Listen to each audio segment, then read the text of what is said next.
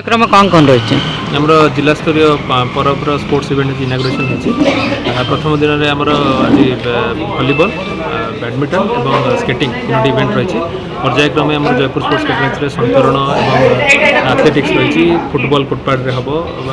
अन्य इवेंट गुड़िक जोटा कि डिसेम्बर 8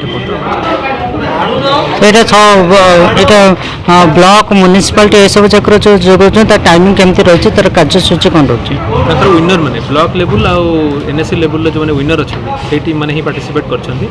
प्रत्येक दिन आम प्राय 9टा 10टार इवेंट गुड़िक आरंभ हो साइमल्टेनियसली सब इवेंट 2024 जिला स्तरीय क्रीडा प्रतियोगिता आज कोरापुट स्टाडियम ठारे अनुष्ठित होची।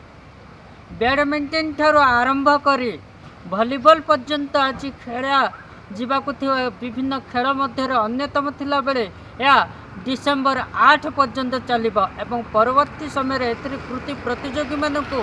जिला स्तरीय परब 2024 रे पुरस्कृत करा मुख्य अतिथि द्वारा आज खेल जिला क्रीडा अधिकारी समेत जिला संस्कृति अधिकारी निमंत्रित अतिथि एवं विभिन्न